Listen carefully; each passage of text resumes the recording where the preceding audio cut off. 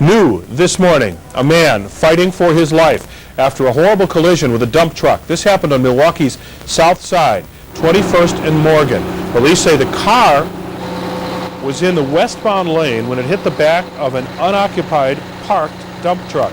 Flight for Life helicopter called in to take the man to the hospital, but we are told this morning that he is in critical conditions with head and chest injuries.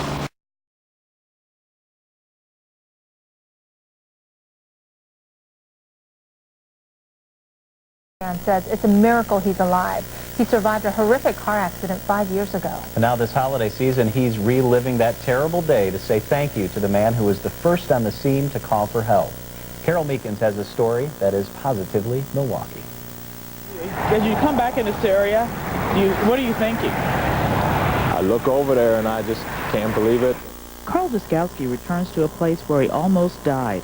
On August 15, 1997, shortly before midnight, Dyskalski reached for a pager that fell into his car floor. That's when his car plowed into the back of a huge vacant dump truck. Dyskalski was in a coma for 2 days, semi-conscious for 2 weeks. At the hospital, they told my family to say their goodbyes because they didn't expect me to live. Today, Dyskalski is back near 21st and Morgan on Milwaukee's south side. For the first time, Dyskalski will meet a man who helped save his life. Thank you. How you doing? Thank you. Good to see you, Carl. Thank you. Good to talk to you, too. You look great. Looks like $1 million. Red Simpson lives about a half block away. He was the first to arrive on the scene. We just heard this big crash. So I looked out my living room window, and I saw this car pile up against this dumpster that was parked there. So then I left there right away. I took a look. I said, oh, well, I don't know. And I went and I asked, I said to Marilyn, I said, better call 911 right away. Dyskalski says the shadow of death brought him closer to God. His recovery even allowed him to continue bodybuilding competitions. After the accident, Dyskalski got another blow when downsizing left him without his job in human resources. But he keeps his spirits up, teaching part-time at 2 local colleges. He credits his family for helping him through. They always say you never know what you have until you lose it. And at that time, I didn't know whether I was going to lose them or not. I'm inspired, and I love to motivate others.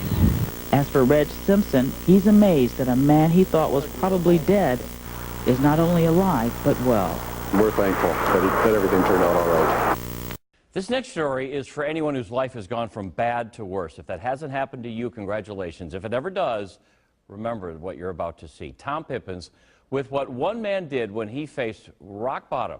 It's a story of hope as we go beyond the game tonight.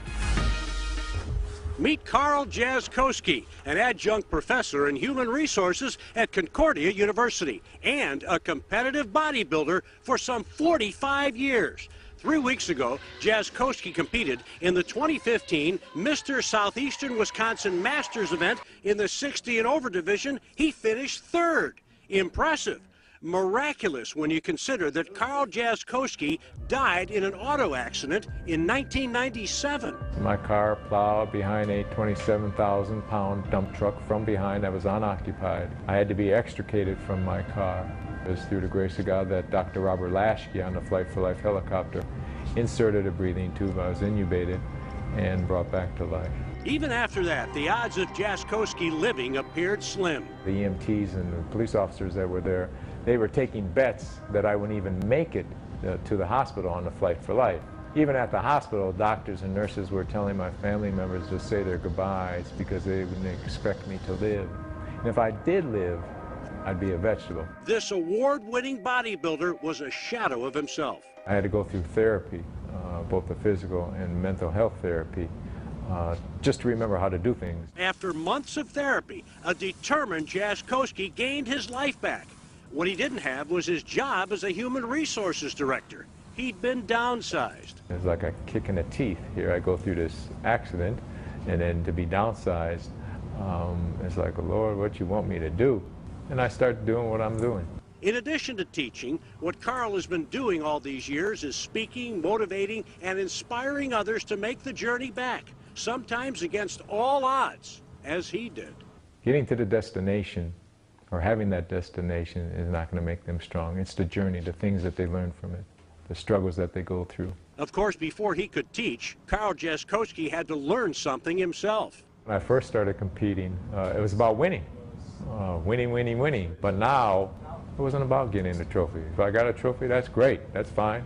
But it was about seriously showing individuals that miracles do happen and to motivate them. Last month's bodybuilding competition was Jaskowski's last. What made it special was that the doctor who brought Carl back to life after his horrific auto accident 18 years ago was in attendance. The two met for the first time.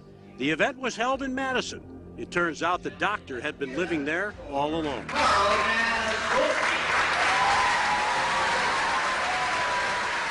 Very overwhelmed by the fact that I would meet him. I was very overwhelmed by the things that he had to say, and I was very, very overwhelmed by the audience and how appreciative they were of him as well as the miracle that they saw standing before them. Tom Pippins, Fox 6 Sports. This is an interesting note. Carl still looks at video of that accident periodically just to remind himself how far he's come.